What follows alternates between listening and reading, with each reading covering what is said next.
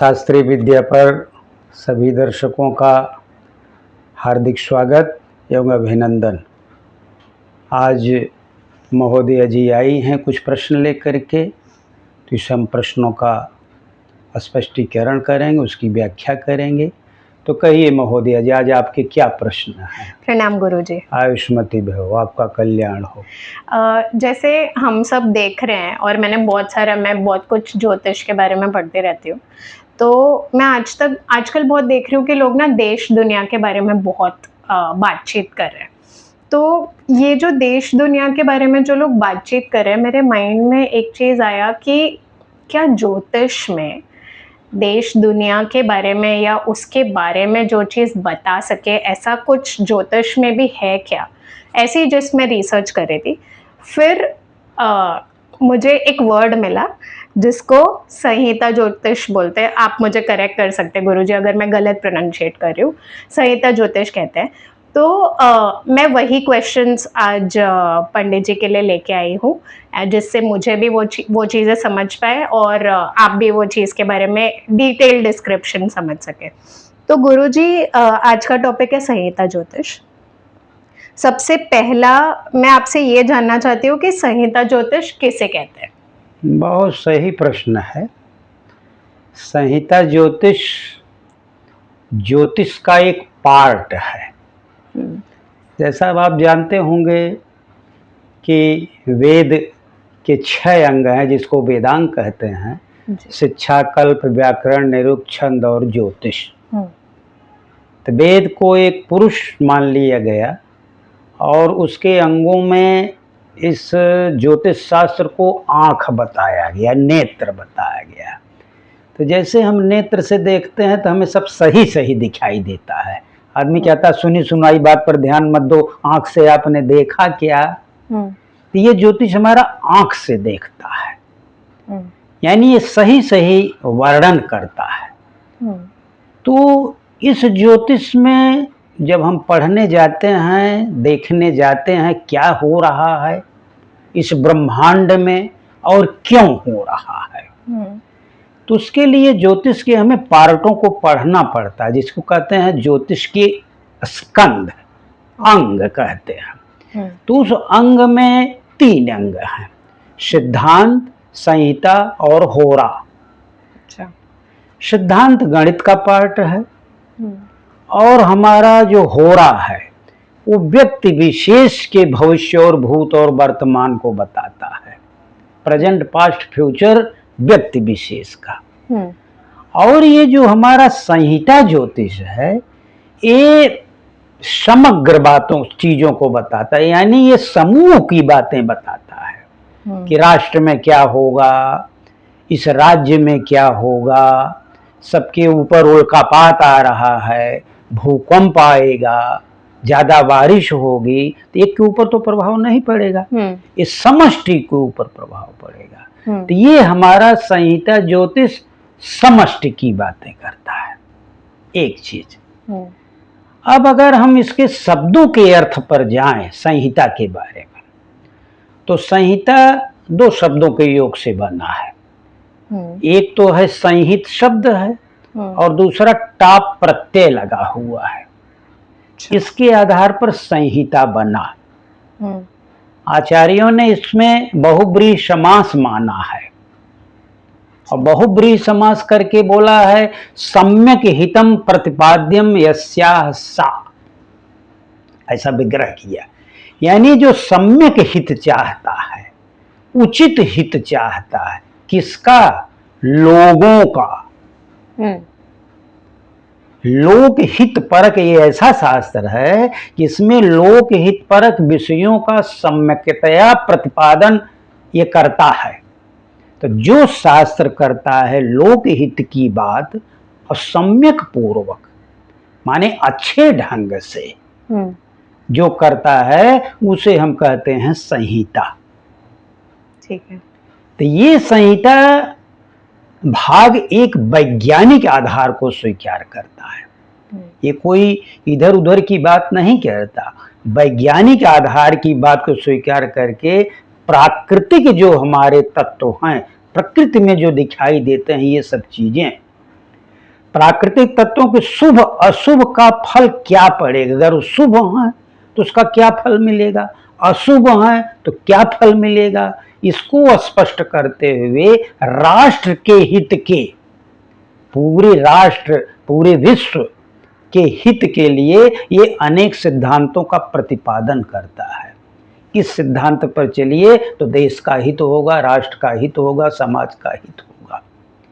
इसमें एक व्यक्ति की कुंडली के बजाय ये पूरे राष्ट्र, पूरा समाज एवं प्रकृति एवं विश्व की घटनाओं का ये विश्लेषण करता है।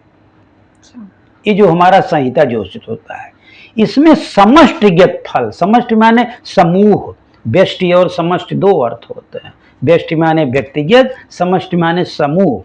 समष्टिगत फल का प्रतिपादन ही ज्योतिष संहिता के भाग का मुख्य उद्देश्य है कि हम समूह के फल को बताएंगे। तो संहिता ज्योतिष इस प्रकार से हम कह सकते हैं कि संहिता ज्योतिष वह एक विशाल शाखा है कि जो इस पूरे ब्रह्मांड, प्रकृति, देश, समाज और समष्टि अर्थात सारी मानवता पर ग्रह और नक्षत्रों के प्रभाव का अध्ययन करती है। किस राष्ट्र के ऊपर क्या प्रभाव पड़ेगा ग्रहों और नक्षत्रों का, समाज के ऊपर क्या पड़ेगा, ब्रह्मांड के ऊपर क्या पड़ेगा, देश के ऊपर क्या पड़ेगा, इस ग्रह और नक्षत्रों का ही प्रभाव पड़ेगा। तो इसका अध्ययन करती है।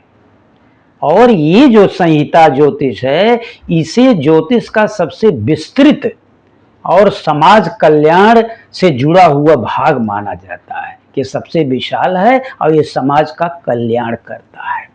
तो शायद आपको समझ में आ गया होगा कि संहिता ज्योतिष किसे कहते हैं। ये व्यष्टि की बात न करके समष्टि की बात करता है, यानी ये सभी लोगों के हित की बात कैसे होगी, या उनके ऊपर दुख कब आएगा, उनके ऊपर सुख कब आएगा, उनका शुभ कब होगा, उनका अशुभ कब होगा, जिस शास्त्र में इसका वर्णन किया जाता है उसे हम संहिता ज्योतिष कहते हैं। तो शायद आपको संहिता ज्योतिष के बारे में समझ में आ गया होगा। आगे आपका क्या प्रश्न है? अगला प्रश्न मेरा काइंड ऑफ रिलेटेड है पंडित जी।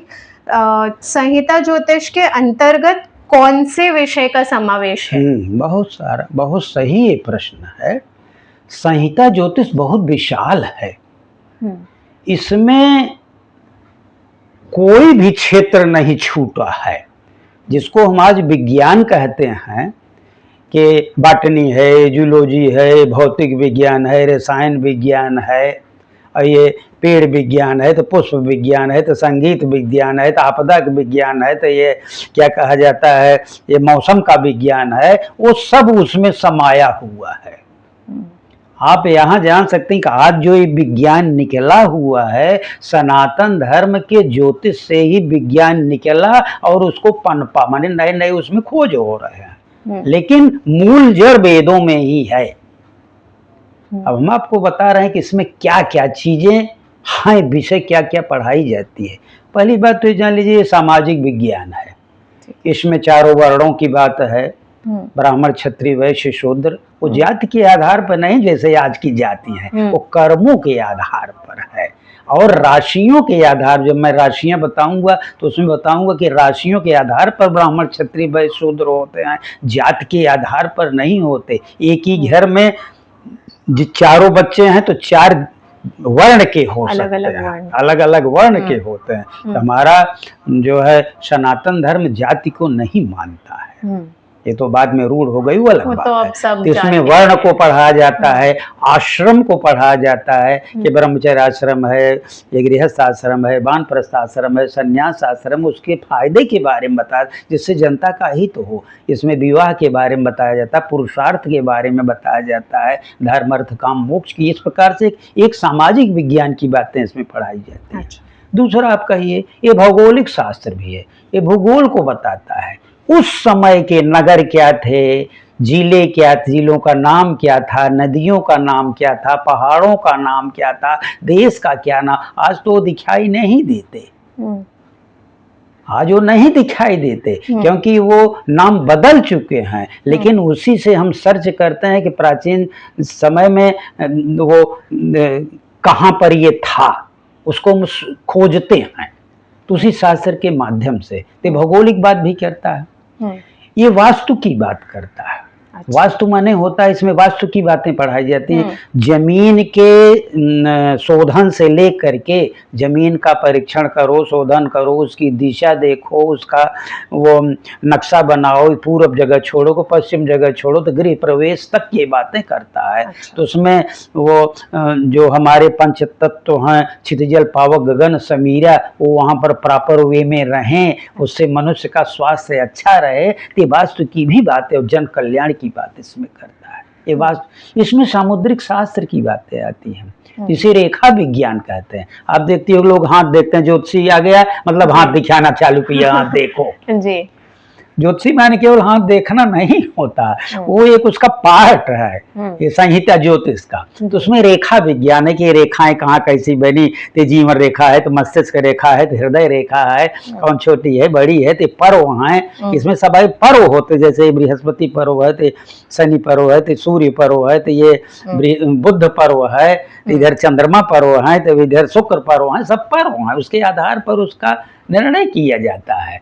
इसमें अंगों के आधार पर निर्णय किया जाता है। अच्छा। सामुद्रिक शास्त्र में नाक बड़ी है तो क्या होगा, कान की ललरी बड़ी है तो क्या हो गया, मस्तक बड़ा है क्या प्रभाव पड़ेगा, भौं छोटी बड़ी है तो क्या प्रभाव पड़ेगा, हाथ बड़ा हो गया, कंधा लटक गया है, और पैर की अंगुली छोटी बड़ी हो गई, हाथ की अंगुली छोटी बड़ी हो गई, तो उससे क्या जजमेंट निकलता है, ये भी संहिता ज्योतिष में पढ़ाया जाता है।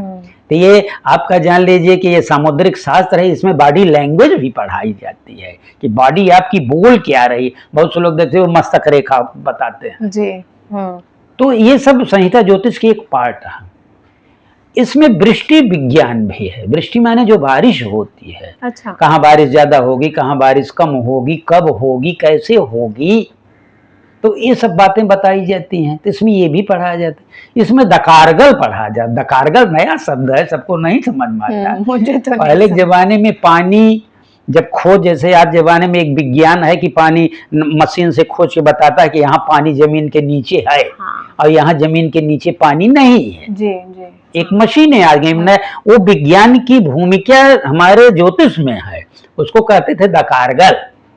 यानी उसके हिसाब से खोज करके बताते थे कहाँ पर पानी की शिराएं जमीन के अंदर पाई जाएंगी, कहीं बॉबी के माध्यम से, तो कहीं शिराओं के माध्यम से, कहीं पेड़ की जड़ों के माध्यम से, अनेक प्रकार के उसके माध्यम। इस पर अलग अलग वीडियो बने तो अलग अलग वीडियो बनेगा। इस संक्षेप में बताना बहुत, मैं एक एक दो शब्दों में बता रहा हूँ, लेकिन ये बड़ा बड़ा पूरा चैप्टर है। संहिता ज्योतिष की पूरी इतनी मोटी बुक है। अच्छा। उसको 15 मिनट 20 मिनट में नहीं बताया जा सकता, लेकिन संक्षेप में मैं बता रहा हूँ। तो दकारगल की भी बात करता है। ये आभूषणों और रत्नों की बात करता है। जैसे हमारे अगर वो खराब हो गए, सूर्य खराब हो गए, तो माणिक पहन लें, मोती पहन लें। किसी में वो क्या कहा जाता है, चांदी पहनी जाती है, किसी में सोना पहना जाता है, तो उससे ग्रहों की शांत होती है। ये मेरा यही बताता है। अच्छा। हमारा आभूषण डिपार्टमेंट जो कि हमारा संहिता ज्योतिष का एक विषय वस्तु है, उसकी सूची के अंतर्गत आता है। ये खगोल शास्त्र का भी वर्णन करता है कि आसमान में कौन से ग्रह कहाँ चल रहे हैं, कौन से उदय हैं, कौन अस्त हैं, कहाँ उल्कापात हो रहा है, कहाँ क्या हो रहा है। आसमान की बातें, खगोल ख माने होता है आकाश, आकाश गोल गोल जो है उसके अंदर क्या क्या हो रहा है, ये भी हमारा ये संहिता ज्योतिष बताता है। और क्या बताता है, वृक्ष आयुर्वेद की बात, पेड़ कैसे लगाएं, कहाँ लगाएं, कैसे बढ़ेगा, उसमें रोग हो गया तो क्या करेंगे, तो वृक्ष विज्ञान भी इसके अंतर्गत है। इसमें फूलों की बात करता है, अनेक प्रकार की फूल का क्या महत्व है, तो उससे हम फूल का अपना व्यापार कर सकते हैं, फूल की उसकी कीमत समझकर उसका उपचार कर सकते हैं, स्वास्थ्य संबंधी उपचार कर सकते हैं। इसमें अर्थशास्त्र की बातें बताई गई हैं कि कैसे हम अपना व्यापार बिजनेस बढ़ा सकते हैं। अच्छा। और इसमें स्वास्थ्य और औषधियों की बातें की गई कि हमारा स्वास्थ्य कैसे रहेगा। ये दर्शन शास्त्र की भी बातें करता है। दर्शन शास्त्र में हमारा कर्मवाद है, पुनर्जन्म है, सृष्टि है, उत्पत्ति है, इन सब के अलग अलग चैप्टर होते हैं। लेकिन संक्षेप में बता रहा हूँ, ये इसकी भी बात, ये धर्मशास्त्र की भी बात इसमें पढ़ाई जाती है। क्या हमारा कर्तव्य है, क्या हमारा कर्तव्य नहीं, क्या हमें करना चाहिए, क्या नहीं करना चाहिए, ये भी हमारा संहिता ज्योतिष बताए। ये कूर्म चक्र की बातें करता है। कूर्म चक्र माने उसको क्या कहते हैं हम, केकड़ा जिसको कहते हैं, केकड़ा जैसा चक्र इसे बनाया जाता है जमीन पे। अच्छा। तो उसमें राशियां भरी जाती हैं और उसमें नक्षत्र भरे जाते हैं। तो उसका मध्य भाग है, पूर्व भाग है, तो उसमें 8 दिशाएं दिखाई जाती हैं। अच्छा। और जो नक्षत्र उसमें भरे जाते हैं, और नक्षत्र भरने के बाद किस नक्षत्र पर जब ग्रह हमारे अच्छे होंगे, तो अगर उस नक्षत्र पर वो ग्रह गया है तो पूरे भारत वर्ष में एक ही जगह पूरे एक साथ नहीं फलो देगा, किसी पर्टिकुलर एरिया पर देगा कि जहाँ का वो नक्षत्र शो कर रहा है। अच्छा। मध्य भाग है, पूर्व भाग है, पश्चिम भाग है, नैऋत्य कोण है, वायव्य कोण है, ईशान कोण है, तो कूर्म चक्र बनता है इसमें। तो कूर्म चक्र भी संहिता ज्योतिष में पढ़ा जाता है। ग्रहों की भक्ति पढ़ाई जाती है कि ग्रहों के बारे में क्या क्या ग्रह करते हैं और उनके द्रव्य गुण क्या हैं, सब इसमें बताया जाता है। हमारा जो मुहूर्त है, मुहूर्त भी इसी के अंतर्गत आता है। तो इस प्रकार से संहिता ज्योतिष बहुत बड़ा विषय कोर्स है, और उसी से आजकल 50 रंग की विज्ञान की पद्धतियां निकली हुई। तो शायद आप समझ गई होंगी कि हमारा संहिता ज्योतिष का विषय वस्तु क्या है और उसमें क्या क्या चीज पढ़ाया जाता है। अगला आपका क्या प्रश्न है? ये सारी बातें सुन के गुरुजी ऐसा लगता है कि ज्योतिष में सारे हमारे जो सब्जेक्ट्स हमने आज तक पढ़े सब समाये हुए हैं। और एक अगर जैसे कि आप ऑलरेडी एक ज्योतिष है, एक अगर कोई ज्योतिष बन जाता है तो वो काइंड ऑफ सारे सब्जेक्ट्स का मास्टर बन गया है। बिल्कुल सही है, इसमें सारी बातें समाई हैं, उसी को एक एक निकाल करके एक एक साइंस बन रहा है और उस पर विशेष रिसर्च हो रही है, लेकिन उसकी जड़ें हमारी वेदों में ही हैं, ज्योतिष शास्त्र में। अगला आपका क्या प्रश्न? मेरा फाइनल क्वेश्चन है गुरुजी आपसे, संहिता ज्योतिष का इम्पोर्टेंस क्या है, महत्व, आप उसके बारे में थोड़ा प्रकाश डालिए। देखिए, अभी तो मैं सब्जेक्ट बता रहा था, सब्जेक्ट खुद एक महत्व है क्योंकि उसमें विज्ञान की हर बातें बताई जाती हैं, फिर भी अलग से मैं महत्व बता दे रहा हूँ। इसमें इसके द्वारा संहिता, हम प्राकृतिक आपदाओं का पूर्वाभास हो सकता है, हम उसका अनुमान लगा सकते हैं। इस संहिता जो जैसे हमारे ये ग्रह मंगल कहाँ चल रहे हैं, तो बुध कहाँ चल रहे हैं, बृहस्पति कहाँ चल रहे हैं, वृष्टि की देवता कौन है, कौन से नक्षत्र हैं, उसके आधार पर हम निकाल सकते हैं कि कहाँ बाढ़ आने वाला है, कहाँ सूखा पड़ने वाला है, कहीं अकाल पड़ने वाला है, कहाँ भूकंप आने वाला है। इसको दिखा करके हमारी सरकार एक नीति बना सकती है कि आप लोग सावधान रहिए और उस पर रिसर्च करके उसकी सुरक्षा का उपाय कर सकती है। तो पहली बात तो यह है, प्राकृतिक आपदाओं का पूर्वाभास इससे होता है और उससे निर्णय लेने में हमारी गवर्नमेंट को अच्छा पड़ता है। दूसरा क्या है, कृषि और जो हमारी अर्थव्यवस्था है उसका भी हम मार्गदर्शन करते हैं। जैसे हम वर्षा जान लिए, ऋतुओं का ज्ञान प्राप्त किए, वर्षा कब होगी और ये ऋतु कब लगने वाला, कब बसंत लगेगी, कब गर्मी आएगी, कब जाड़ा आएगी, कब शिशिर आएगा, बसंत आएगा, हेमंत आएगा, वो ऋतुओं के आधार पर कौन सी फसल होती है और कब बारिश होगी। तो हम किसानों को बता सकते हैं कि भाई ये बारिश होने वाली है, आप लोग खेती बाड़ी के लिए तैयार रहिए, या इस सीजन में ये फसल हो। हर सीजन में हर फसल नहीं होती है, रबी की फसल है तो ठंडी में होगी, खरीफ की फसल है तो गर्मी में होगी, जायद की फसल है तो वो भी गर्मी में होती है, खरीफ की फसल बारिश में बोई जाती है। तो इस प्रकार से जो है हम सीजन के हिसाब से किसानों को समझा सकते हैं। तीसरा क्या है, राष्ट्रीय और सामाजिक सुरक्षा भी इसमें हो सकती है। अच्छा।